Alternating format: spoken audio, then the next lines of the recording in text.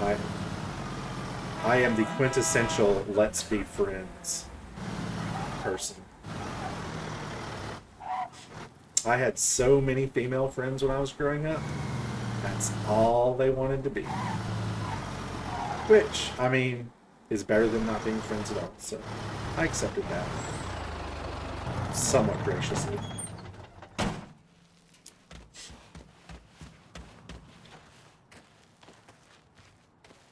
Ooh, that's a mental time bomb.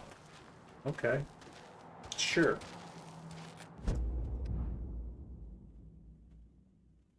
Last time I opened up a little, learn what motivates this complicated smoke. Now let's find us a car, some sort, or we'll call one in. We can't find one. Can I get through here? Yes. Um. Yeah. And I'll tell you right now, I'm a pretty open person about my life. I mean, I tell people at work all kinds of stuff that I probably have no business telling them, but I'm just not a real secretive person. There's not a whole lot in my life where I'm like, oh, can't let anybody know about that. What skeletons I have in my closet will stay in my closet, but they're not that. No. So yeah, I will probably be telling you things about my life on the stream quite a bit to fill time, just because somebody might find it interesting. You know, do you know anyone who's ever been to a professional umpiring school? That's probably a no for almost everyone who ever watches this.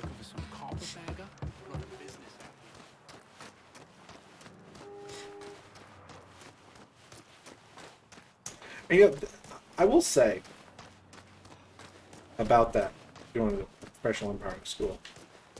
While I didn't become a professional umpire, I learned a lot, well, about baseball first, but also about conflict management, about how to not take things personally, which has served me very well in the retail industry, in retail period. And I'll give you an example. So, managers, not as much now, but back then, that they would argue with umpires about all kinds of stuff. And when you're a little league umpire, my experience is most little league umpires were either ball players, former ball players, or people who weren't good enough to play ball but liked the sport. And they were usually young, mid to late teens, maybe early 20s. And they kind of got a power trip out. And they were big on the, you don't disrespect me on the umpire. Whereas what I had been taught was basically, if nobody knows your name at the end of the game as the umpire, you did a fantastic job. Because you didn't make yourself part of the game. You officiated the game, but you weren't part of the game. And I took that to Little League. And so now Little League has rules about arguments, what can be said, can't be said. But what I had learned was professional. And professional, you can say basically whatever you. I mean, you're gonna hear words that just really aren't said in polite society. Phrases. The whole thing about you talking like a sailor. Yeah. Baseball players and managers talk like sailors. I don't know why sailors ever got that kind of rap, but that's beside the point. But what you had to understand was that A, they're saying it out of frustration. B, they may be saying it and arguing with you just to get their team motivated, to rile them up. And the most important thing was a manager can say anything to an umpire. You can't say anything about them. And if you've ever seen the movie Bull Durham, whoops. Okay. If you've ever seen the movie Bull Durham, there is a classic example of that. And I'm going to use language that is not family friendly, but I'm playing a game that's not family friendly, so I feel like I can. And it's just to make the point. It's not language that I will use frequently. But anyway, disclaimer over. Kevin Costner plays a minor league catcher, and he's frustrated. I forget exactly why he's frustrated at this point. But he tells the umpire that was a cocksucking call. And the umpire says something to the effect of, "Did you just call me a cocksucker?" And he says, "No, I said it was a cocksucking call."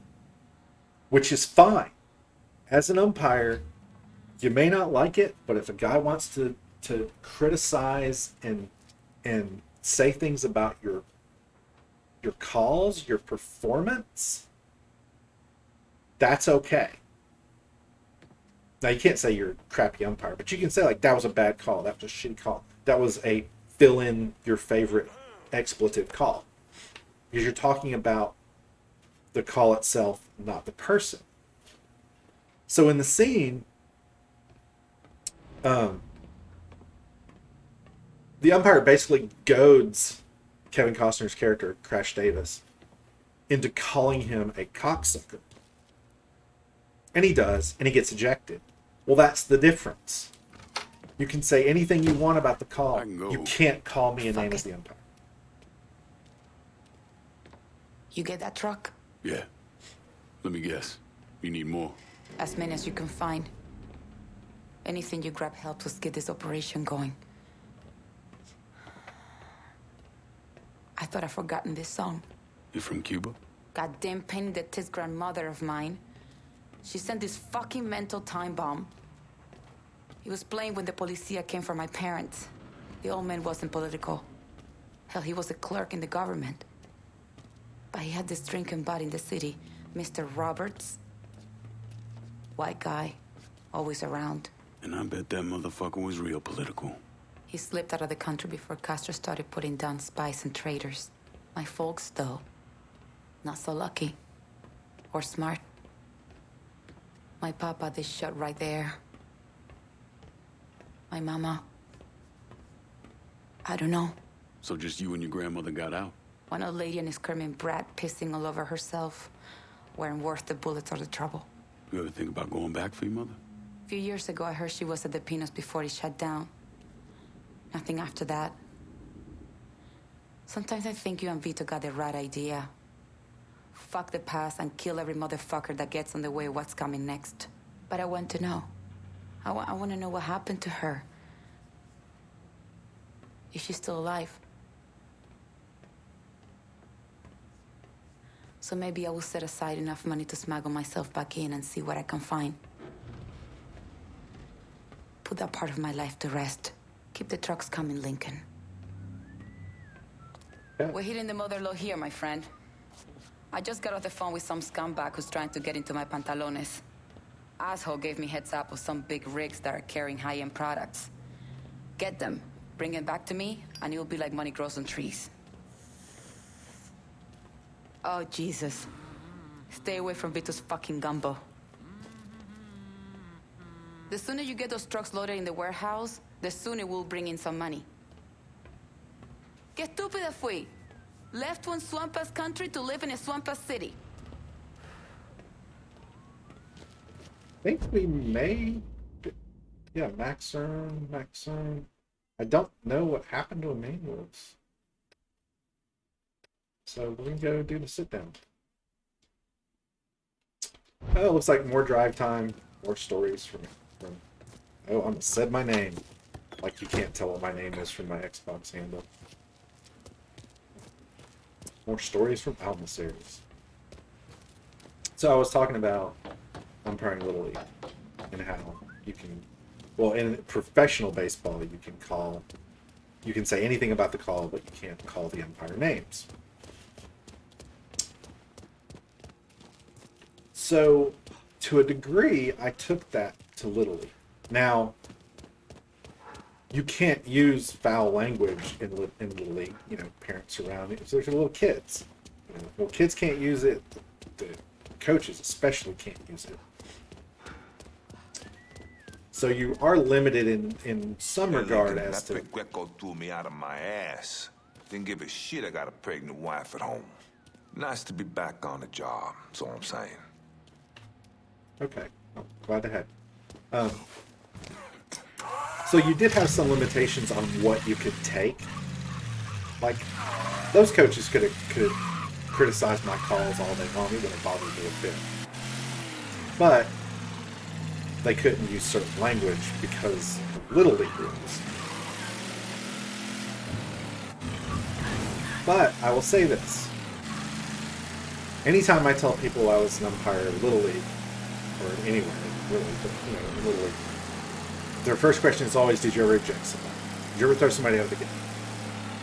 And I'm not really sure why, because that is not the objective of being an umpire, to eject people. But I guess, you know, it's the most extreme thing that can be done. So they just want to know, did you ever go the most extreme? So I had younger umpire associates who were throwing people out constantly. And as I said, it's because they had this whole "you don't disrespect me" power trip thing going on. Mostly. That was my read on it anyway. I ejected 2 people in my time as a Little League umpire. One was a player and one was a coach. And I'll give you the details. The player did not like the strike 3 I called on him. I can't remember if he really said anything, but he threw his bat against the backstop fence. Well, in Little League, that's immediate ejection. I don't have a choice. It is not my call whether or not that player is ejected. In Little League, you throw your equipment, you're gone. So I tossed him. And after the game, some of the parents, or I think it was the parents, maybe one of the coaches, found me at probably the concession stand or something, and said, "I want to thank you for throwing." I think it was the coaches. "I want to thank you for throwing my player out. He's got to learn he can't act that way." And that's what I said. I didn't throw him out. He threw himself out. That wasn't a judgment decision of mine. The rules ejected him from the game, not me. I didn't say it quite that way. I did say he threw himself out. So that was one ejection. And again, you can't even really say it was my ejection. Like, if I don't eject him, I'm literally not doing my job. The second one was a coach. And I remember, well, I'm going to save this story for after this next cutscene, because we're here. And I'm sure you're much more interested in the game than in my talking about being a Little League umpire, so he can wait.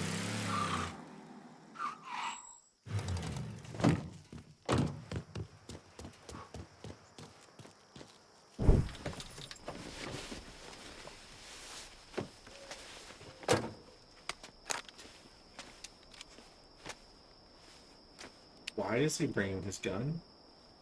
This is a friendly meetup with allies. Why You think what? I forgot what you did? You can blame Marcana all you want, but it was your men who ambushed us. My men were following orders. We got rules. Not my fucking problem that you people don't understand. Yeah, well, I'm about to make it your fucking problem. What shit is this then? Goddamn. If it ain't the city's favorite pot-licking donkey, Thomas Burke. The fuck did you just say to me? Put the gun down, Burke.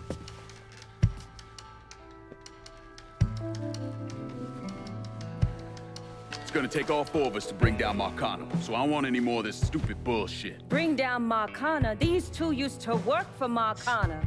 And this one? Do you know how many of my men this Canard killed because Marcana told him to? Fuck him, and fuck you if you think I'm ever gonna trust Hey, these get the two. fuck out then. There's no sweat off my ass. You don't trust him? Good. Because I don't trust any of you. But that doesn't change the fact that I destroyed Barbieri's operations, killed Doucette and those other redneck motherfuckers, and saved Joe ass from Greco's men. So here's what you need to decide right fucking here now. Either fall in line or get the fuck out. Just know. Second you step out that door, your name's getting added to my list, right beneath Marcano's.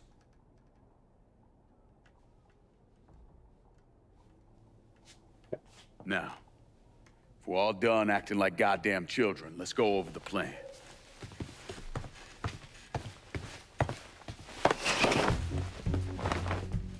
In order to bring down an organization the size of Marcano's, we need to eliminate the people at the base and work our way up. It's the same thing I did in Oz. I know the military filled your noggin with all manner of tactics and schemes, but let's not overthink this shit. Say we go out to his house and shoot him. Shouldn't take more than an hour or so, depending on traffic. And what you think gonna happen after? Everybody else just gonna lay down and die, you stupid-ass motherfucker? Cassandra's right! Just killing Marcano doesn't get us anywhere. One of his brothers will take over and we're right back where we started. So, first, we go after his lieutenants. Then, once they're killed, we seize their territory and move on to the capos. Once the lieutenants and the capos are killed, Marcano will be isolated and alone. And that's when we go after him. Hold on, what happens to those territories we get from Marcano's guys? Once it's in our hands, I'll decide who gets to run the day-to-day. I give you a district, you get the rackets and everything else. But I'm also counting on you to hold it. Keep that bastard from reclaiming it. One last thing. Y'all know that building that's going up across the lake? He's building a casino. Marcano's constructing this so he can go legit. All his money's tied up into that thing, so once he figures out what we're up to, it'll limit his options. More importantly, it's an emotional attachment. Emotions make people irrational, greedy. So that's where we hit him. Right in the goddamn heart.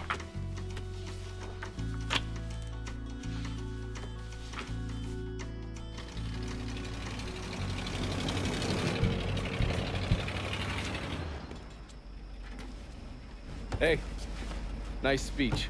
Think they bought it? Okay. They're all too greedy or pissed off at Marcano to back out now. At least until one of them decides to try the crown on for size. Well, if it comes to that, I'll handle it. The photos were a nice start and all, but I'm gonna need some actionable intel on those lieutenants. A place of business, where I can find them, you name it. The dossiers are nearly complete. I'll be ready to move when you are. I was also able to recruit some concerned citizens who are more than happy to share what they know about Sal's coalition of WAP assholes. Information on how to contact them will be included with the other intel. Appreciate it. Sure you don't need a ride? Oh, I do my own driving. And the systematic killing of Marcano's capos and lieutenants, that was part of the plan. Well, you're playing fucking patty cake, Christ. Look, you want to bring somebody down, you destroy the foundation they're standing on. It's the same basic op we ran over Nam. Oh. What now? The map has additional missions available. Meet up with Donovan to continue going after Marcano or complete optional agenda and trafficking missions for your underbosses and their lieutenants. Okay. Yeah, this game is way bigger than the first two. Completing agenda and trafficking missions nets you extra cash and increases an underboss's loyalty. Press X on the map to select one of Donovan's missions or one of the optional agenda and trafficking missions. Sign of the Times. Sign of the Times is now available to play. To begin Sign of the Times, go talk to Father James. That must be what was originally a DLC. Stones Unturned is this must all be DLC stuff that they included in the Definitive Edition.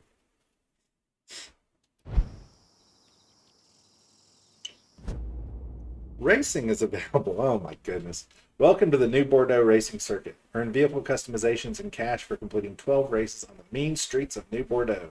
Races come in 2 classes, sports and exotic. Okay, I'm actually maybe coming close to 100%ing this game because I'll do the mission. The collectibles, probably not. I'm probably going to try to do all the races and the missions and stuff.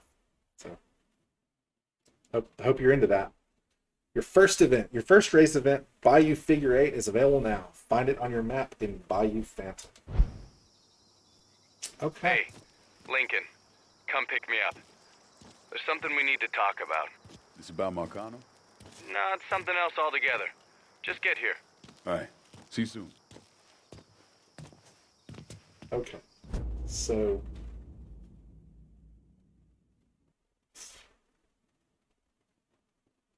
Okay, this is all Donovan stuff. Robert James. Donovan. More Donovan. So as we zoom in, let's see these. Hold on.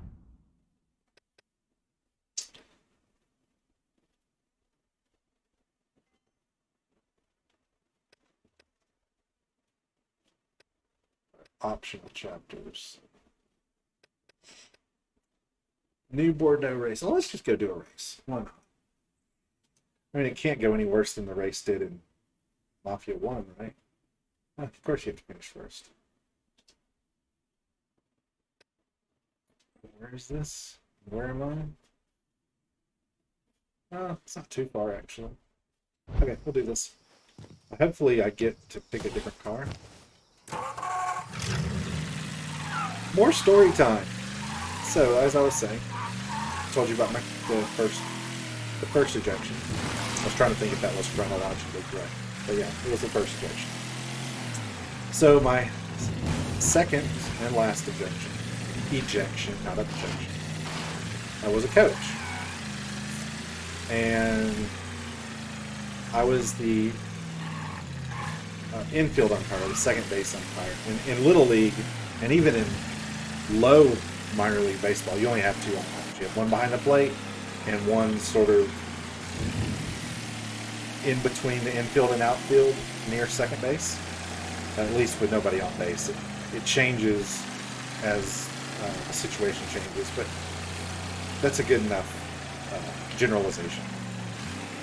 So I was out as a second base umpire, and this guy's team was just getting waxed. I mean, the other team was so clearly better than them. It wasn't quite to mercy rule levels, and I honestly don't know if we had mercy rules or not. It was I'm pretty sure the players were getting down and just wanted to be done with it. So one of the losing team's players, I can't remember if he tried to steal second or if he tried to stretch a single into a double, but I called him out at second base. And the first base coach started yelling at me, which was fine. He wasn't saying anything he wasn't supposed to say. Then he offered me his glasses. Now it's ironic because now I wear glasses, but back then I had perfect vision, or just about as close to perfect as you can be without having perfect vision. Certainly didn't need glasses or contacts. Well, you can't do that. The reason you can't do that is not, yes, you're not calling the umpire a name, but what you are doing is showing him up. And it's one thing to argue with the umpire and you're face to face and nobody really knows what's being said, unless you're really loud. But when you take your glasses off and offer them to the umpire where everybody in the stands and every player and every coach can see it, that can't be allowed. So I threw him out. And he came out and argued a little bit. Well, hey, look, this is how I saw it. Saw it differently, but it's my umpire. It's what I saw is what's going to stand. So again, after the game, he found me. I know that sounds like, oh no, what's going to happen? And he told me hey, you were right for throwing me out. In fact, he was trying to get thrown out. He was hoping getting himself thrown out would motivate and rile up his team. It didn't work, unfortunately, but I was like, hey, no problem. I mean, you were perfect, you were perfectly in your rights to do so. You were arguing about a call, and you did something that you knew would get you tossed, and it tossed you.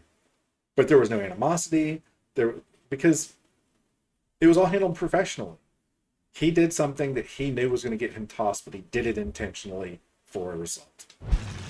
And then I tossed him. So yeah, the 2 times I ever tossed somebody out of a, I guess I don't have the right time. The 2 times I ever tossed somebody out of a Little League game, both times I was approached afterward and was told I did the right thing. So that's kind of nice, as opposed to people thinking you're an idiot and a jerk.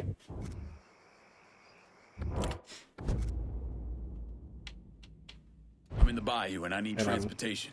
I'm losing. Just getting her warmed up. I thought maybe I was losing users from chat, so my stories weren't being appreciated, but that appears to not be the case. And if you want to introduce a new topic in the chat, I'm happy to talk about something else while we do these races and stuff. Just talking about what I know, which is me. Things I'm interested in. Okay. Oh, so it's a timed race. It's not a competitive. Well, it's competitive, but you're not on the track the same. Okay. Let's start.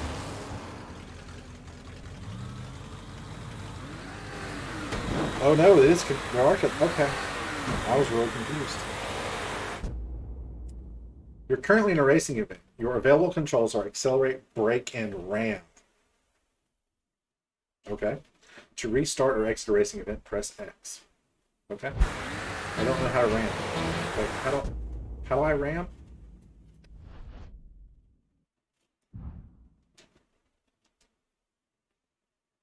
It was A button. Okay, it is A button. I'm not sure if it was A button in this game or not. Do we not have the speed limiter in this game? I never noticed it, but I don't think we do. Interesting.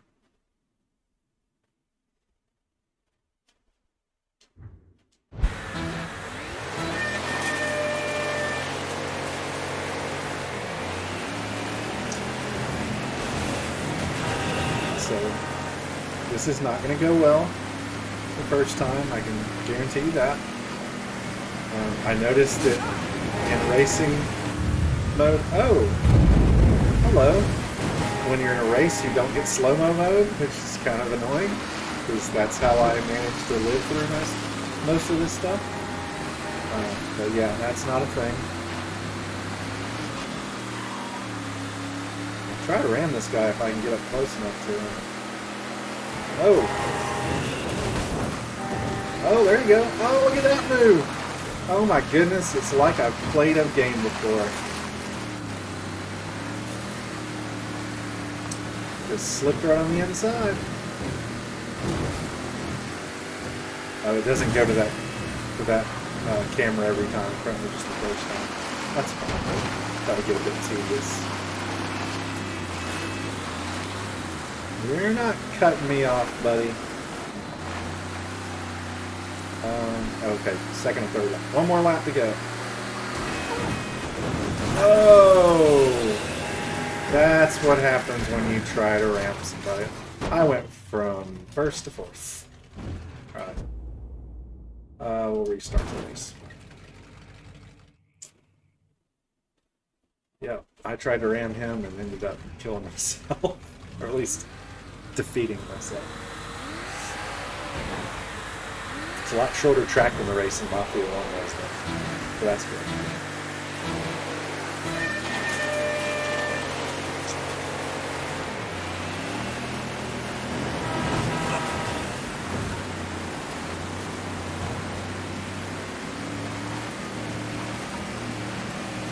Let's see if it switches the other camera on the first company.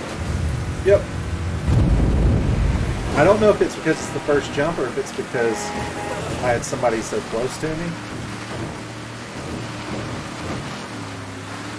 But either way, it's kind of cool.